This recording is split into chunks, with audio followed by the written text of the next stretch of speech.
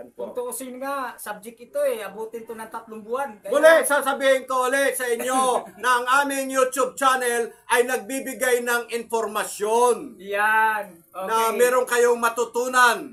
Hindi Opo. yung prank. Oo. Dahil ang prank, ipinagbawal yan kasi si Jesus hindi yung nagpa-prank.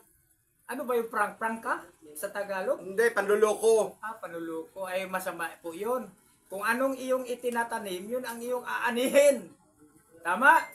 Kung nanluloko ka, maluloko ka Wala tayong magagawa dahil yun ang gusto ng YouTube na nagbabiral yung mga nagpa-prank. Aba, ay hindi tama yun. Kasi ang prank at nagbabiral yon dahil yung may mga taong gustong manood ng prank. Kailangan natin bilang... Hindi, manood na lang kayo ng video na may katotohanan at manood din kayo ng prank para kayo maging masaya. Kasi nga, ang pagpa-prank, minsan natatawa ka. Di ba? Okay, mo, tumawa ka nga, Brother Tony. Natatawa ka, ano pagtatawa ay laughter is the best medicine. Masayahin talaga ako kasi sabi ng Bible, rejoice in the Lord, I see rejoice. Rejoice always. Okay, very good. At okay, magpaalam po kami at natapos na yung segment dahil mayroong nga yung kaming ginawa kung paano namin inayos yung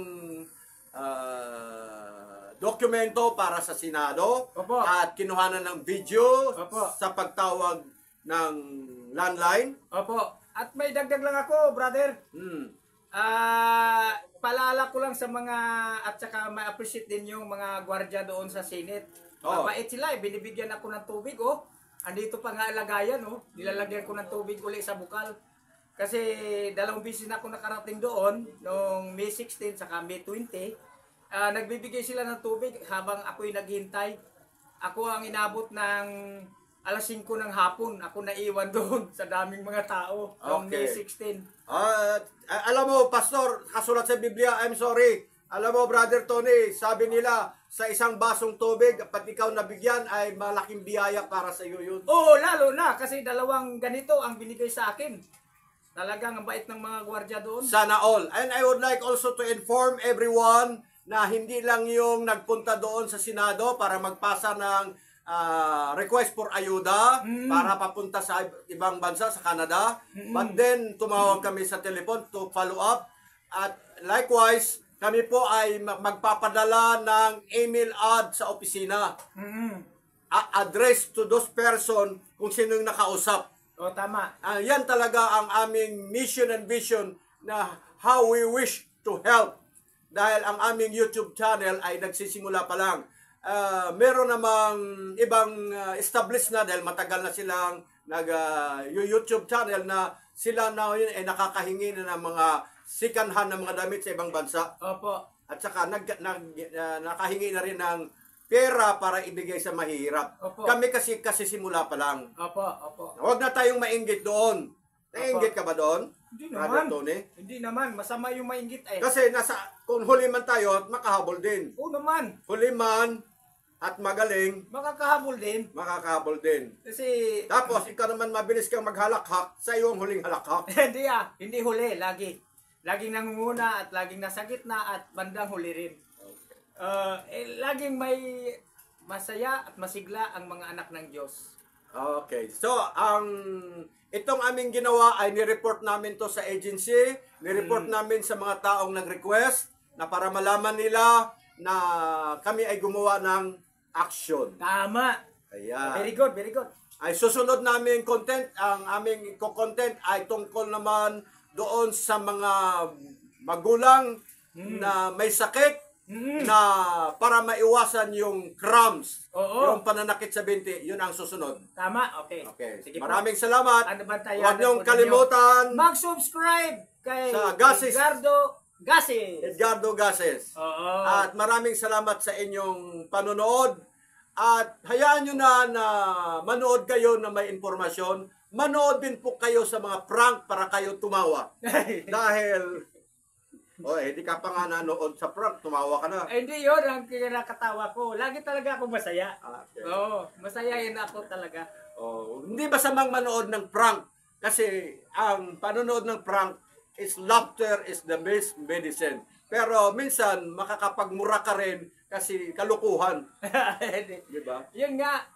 Maraming gumagawa ng YouTube para lang mag-viral ay hindi totoo. Hindi totoo. Pero okay lang yon. Okay lang yon. Okay lang yon na hindi totoo. Wala naman kaming sinisiraan mga kaibigan. Basta gusto lang natin, magkaibigan tayong lahat. Amen. Oh. Ang Diyos nga, gusto niya kaibigan tayong lahat Proverbs 17:17. Siya ang ating tunay na kaibigan. Yan. Kaya, pwedeng tawaging pastor, pwedeng tawaging... Brother lang. Pwede rin tawaging padre, Oo, pwede rin kuya. pwede rin Kuya Daniel. Oo. Pwede naman pala tumawag ng Kuya Daniel, Kasi we are brother all. Sus, Oo naman. mayroon kasi may isang kaming subscriber, ayokong mag-subscribe sa'yo. Bakit naman? Kasi bakit pastor yung tawag sa katabi mo? Sabi ko, pwede naman din brother. Wala namang kinalaman doon kung sinong katabi mo. Mas maganda nga yung katabi mo pugi at saka mabait. Kung Hindi ang yon. katabi mo ay aswang. Hindi yon. Mas mabuti nga tawagin siyang pastor at less ang kanyang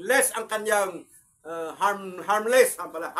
Noon kasi mga kaibigan, 20 years akong naging pastor. Ngayon ay bishop po ako. At 2012 pa, magkaibigan kami nito. Hindi man lang niya narinig na niyaya ko siya sa aking panampalataya. Ang gusto ko lang magkatulungan kami. Dahil isa lang tayo sa Diyos. Magkapatid tayo kay Kristo Jesus. Di ba? Hindi lang kay Kristo, kay Adan ni Eva. Yun nga. Ang Diyos, ating Ginoo. simula ay si Adan at si Eva. Galing tayo sa lahi ni Japet. Ano bang nangyari sa inyo? Yun nga. Yun. Nalito lang sila. Akala nila aswang ako. Hindi nga tayo magkadugo, pero ang ating dugo na pinagmulan kay Adan at kay Eva. Ang ibig sabihin kasi ng tell your friend and I will tell you who you are. Kung ang kasama mo lagi ay magnanakaw, magnanakaw ka rin. Kung ang kasama mo lagi ay aswang, aswang ka rin. Kung ang kasama mo lagi ay maluko, maluko ka rin balang araw. Kung ang kasama mo ay matino, matino ka rin pagdating ng araw. Yun mga kaibigan. Kaya huwag kang makipagkasama sa malukong tao. Maging maluko ka rin. Di ba? Yun yung simpleng pakahulugan sa tell your friend and I will tell you who you are. Sabihin mo sa akin kung sinong kaibigan mo at sasabihin ko naman kung sino ka. Di ba? Ang fruit of the Holy Spirit, iisa lang po yun. Nagsimula sa pag-ibig, kagalakan, kapayapaan, kahinahunan, katiyagaan, panampalataya, pagsunod, pagpipigil sa sarili. Kung ang kasama mo ay wala doon, yung mga kahalayan, karimari-marim, walang taros na pagsasaya, yung mga sugal, kabarit, lahat ng bisyo ay nandoon. Ganun ka rin pagdating ng araw. Yun yung kaibigan. Kaya maganda na yung piliin mo, kaibigan mo, pugi pa, brother pa, di ba? Isa lang ang hangarin natin kung di mabigyan ng kasiyahan ng Diyos. Tama po ba? Brother, bakit tahimik ka dyan? Hindi, meron kausap. May kausap pala si Tuloy mo lang brother. Oo. Kaya sa ating paghaharap ngayon, alam ko kung sino mang mga nakikinig. Alam din ng Diyos, higit sa lahat, kung sino man ang nakikinig. Tingnan ninyo kung ano man ang inyong mga napakinggang aral, tagilikin nyo po.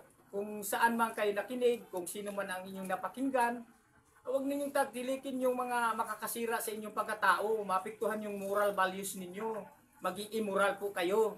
Iwasan po natin yung ganun dahil bilang ako, parang tatay na rin, tatay ako sa 7 kong anak, at 15 ng mga apo ko, kaya hindi tayo dito pa-utso-utso kung maglakad, diretso tayo. Wala tayong lingon sa kaliwa at sa kanan. Diretso tayo para sa kasiyahan ng Panginoon. Ganun lang po yun. Kaya kahit nung nasa Senado ako, nilapitan ako ng pulis at tinitingnan ako, mukhang ito yung mga isa sa mga nagturo sa akin. Tahimik lang po ako, hinintay lang akong tawagin niya. Kasi alam nyo, nung nagturo pa ako ng value sa Camp Crami, paborito tayo ng mga pulis kasi natutuwa sila sa ating mga ginagawang pagtuturong libre sa kanila nung araw. Yan. Values teaching. saan mo ba mabibili ang values? Hindi mo mabibili yan, kundi galing yan sa pakikinig ng salita ng Diyos na hindi babalik sa Diyos, na walang kabuluhan. Ang ibig sabihin, dahil ikakabuti ang salita ng Diyos sa bawat tao, bubuti ka rin dahil siya ay Diyos na mabuti. Tama po ba? Hello? Andyan po ba kayo? Okay. Kung ang binabahagi namin dito ay kalaswahan, ay wag kayong makinig. Ay ano yun, kung kalasuhan yun, ano yun, parang part na rin ng, ano yun, part na rin ng prank. Oo, hindi maganda po yun. Maganda rin sa ibang nanonood. Ang ating Kaya ang mga nanonood sa YouTube, depende sa tao kung anong hilig niya. dinidipinsa lang natin sila kasi ang salita ng Diyos nagagamit sa rebuking, reproving, correcting, and training into righteousness so that the man of God will be equipped. Ayan po yun. Okay. Kaya nag-ingat din tayo na ang mga tao ay mabiktima sa mga maling haka-haka at kuro-kuro. Dalawang hapon po yun. Kaya nga nasira ang mga Pilipino noon, dalawang hapon. Mga hapon, kaibigan na namin kayo ngayon. Okay. Kaya arigato sa mga Haponis, mga Haponis. Maraming salamat. I would like to inform again to the YouTube company that our YouTube channel is purely on information Yan, tama po yun. and helping those people who are needy. Yan, that's right. Yan. That's all. Maraming salamat. Maraming salamat. And we will go to another segment. Yes. Babayo, Bye-bye. shalom. Ang katagumpayan, kaayusan, kasaganaan, kalusugan, at katagumpayan ngayon at magpakailanman ay sumain yung lahat. Amen. Amen po. Okay.